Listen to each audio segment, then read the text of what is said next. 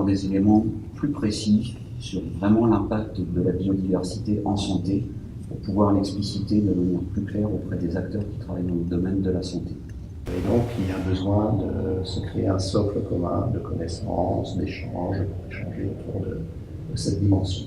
Pouvoir avoir un argument scientifique, ça peut convaincre plus facilement. D'avoir des données concrètes, des références sur ce lien entre les milieux aquatiques et la santé humaine. C'est d'étudier plutôt la biologie et l'écologie des espèces qui peuvent causer des maladies aux populations humaines, parce que c'est là où on va trouver la réponse et les solutions pour améliorer les problèmes de santé liés précisément à la biodiversité.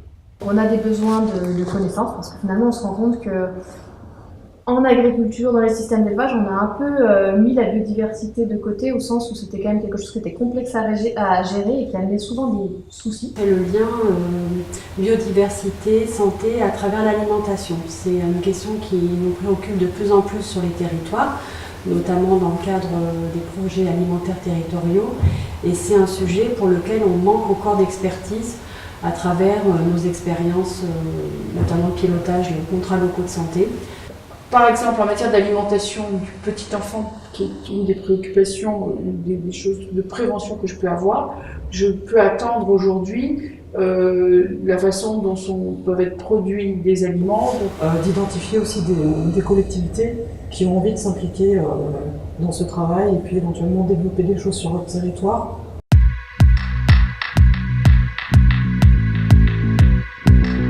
Le département du Lot innove en assurant une déclinaison du plan national biodiversité. Sur la qualité de l'air, notamment sur la gestion des transports, et des déplacements, et aussi un aspect aussi sur l'opération zéro phyto dans la commune. Des populations qui avaient une efflorescence de divers enfants qui avaient des agénésies. Ça a été d'abord été nié par les instances même nationales, et ensuite les recherches ont montré qu'il y avait probablement un lien avec la santé environnementale. On sait qu'actuellement le taux d'allergie respiratoire ou alimentaire est quand même en accroissement. Il faut savoir que parallèlement, en pédiatrie par exemple, dans le domaine de l'allergie, il y a des travaux qui se font justement de prévention pour essayer d'améliorer cette situation. On sait que les renards aident à gérer la maladie de Lyme, peut-être qu'ils pourraient aider aussi à gérer les problèmes d'échinococcus. Toute la population autour des Tandberg a vu une augmentation significative de certains types de cancers.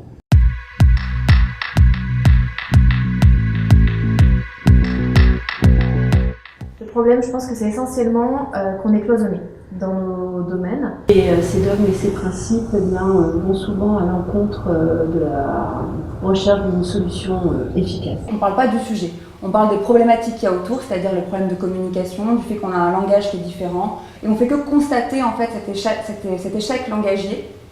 Je tombe toujours sur cette notion qu'on a une contrainte environnementale. Il y a toujours un cloisonnement très fort entre les acteurs de la santé et les acteurs de l'environnement. Nous-mêmes, qui travaillons sur les milieux aquatiques, on n'a pas une très bonne connaissance des acteurs de la santé. On a peu de relations, en fin de compte, avec l'État. Il n'y a pas encore assez de transversalité sur des approches de biodiversité qui seraient portées par l'institution REAL, de même qu'il n'y en a pas au sein de l'ARS. Tous les partenaires ont un petit morceau de la question, mais en fait personne ne la porte vraiment. C'est à fait la communication entre nous, les chercheurs qui travaillent sur la biodiversité, et par exemple les autorités de santé. Les préoccupations, c'est en matière de prévention des infections, par exemple, ou en matière d'allergie respiratoire, comment on peut avoir une action efficace dans ces domaines-là. Mon problème, c'est celui des lobbies. J'ai eu la chance de participer avec les 7 médecins au nouveau groupe santé-environnement du Grenelle de l'environnement. On s'est rendu compte qu'en face de nous, nous avons des lobbies. On avait des ordinateurs, on n'avait pas des humains. Maintenant, j'ai conscience qu'il y a beaucoup de plans, notamment d'actions, qui existent et que ces plans ne sont pas du tout appliqués.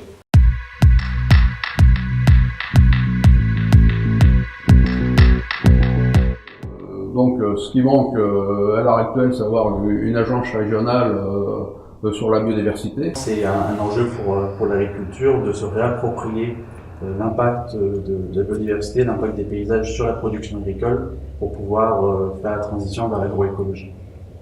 Il faut que les médecins sortent de leur tour d'ivoire. Il faut qu'ils se rendent compte que l'environnement fait partie de leur pratique. Peut-être une formation transversale qui puisse apporter une culture commune.